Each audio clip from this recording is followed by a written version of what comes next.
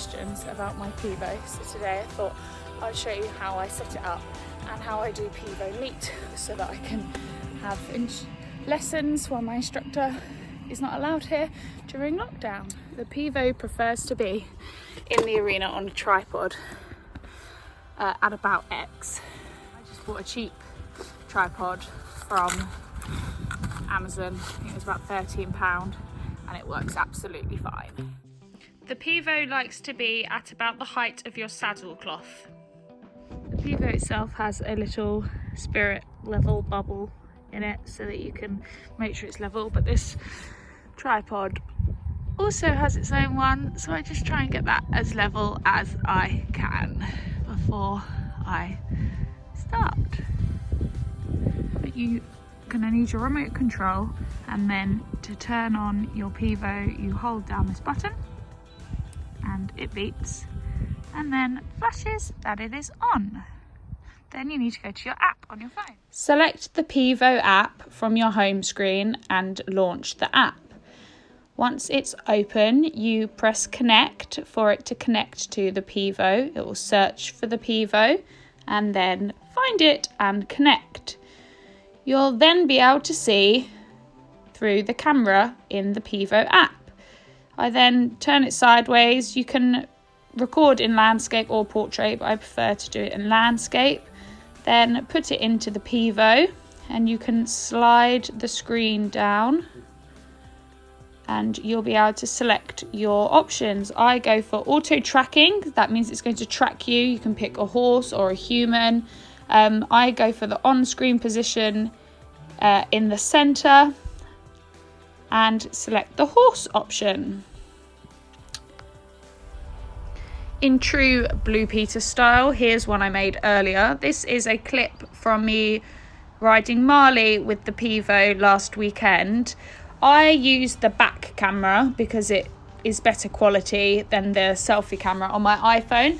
But the disadvantages of using the back camera is when you have it in selfie mode, you can see that you can see yourself in it when you come up to the Pivo. So you can see if it's following you or if it's starting to record.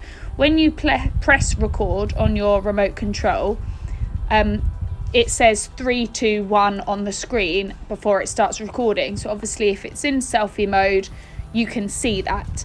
However, I do choose to use the back camera because it's better quality. But it does, however, beep 3 times when you press record. So you can hear those 3 beeps. The torch also next to your lens on the back of your phone also flashes 3 times, so you know it is starting to record. And then when you use the remote to stop recording, it flashes once and beeps once. So that's how you can tell that it's recording and stopping recording. Obviously, when you're at the other end of the arena, it's quite hard to hear the beeps and maybe even see the flashing. So the other option is to wear Bluetooth headphones, and then you'll be able to hear the Pivo beeping.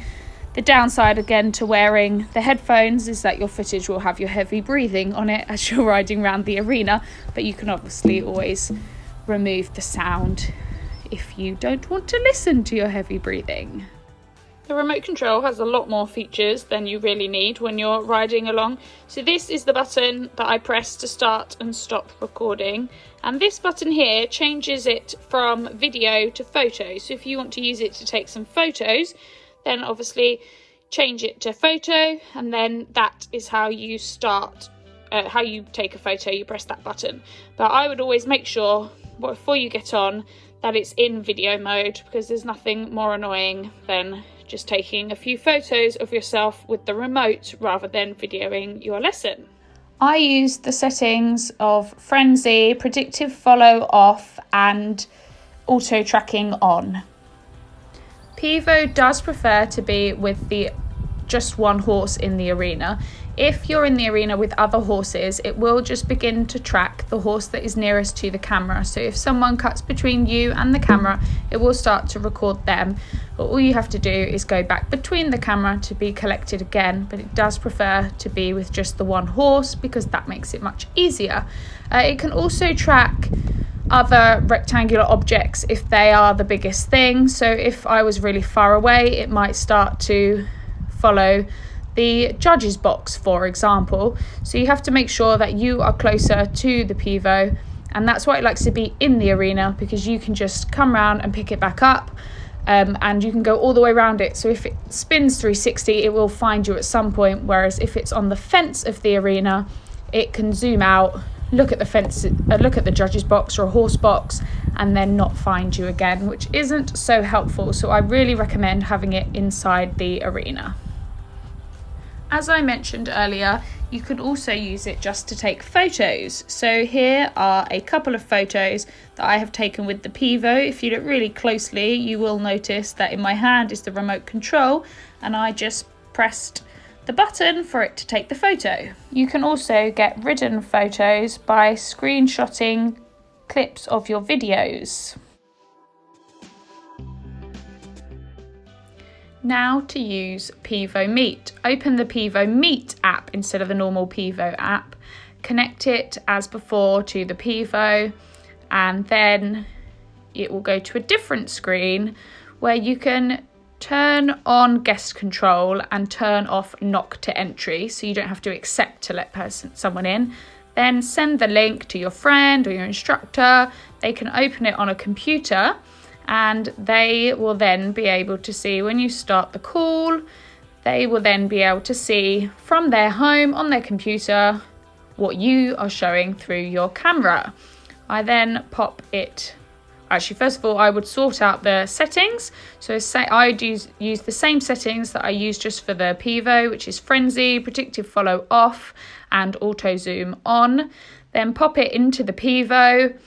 Get on your horse. Again, you will need your Bluetooth headphones for this so that you can chat to your friend or your instructor whilst you're riding.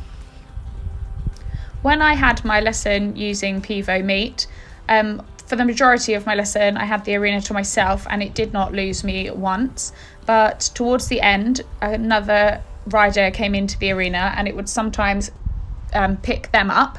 But with giving the control to the guest, as we did at the beginning, if it does lose them, they can, from their computer, move the screen round to find you again, or they can just talk into your ears and say, "Come and get me, I'm looking at Sarah," for example. I hope if you've got a Pivo or you're thinking about getting a Pivo, this has been really helpful. If you've got any questions that I haven't managed to answer, I'll try my best to help you with any other questions you have. And if you wanted to give Pivo Meet a try before actually booking a lesson with your instructor and you don't have a friend that's willing to do it, I'll be happy to try and do that for you too. Thank you for watching.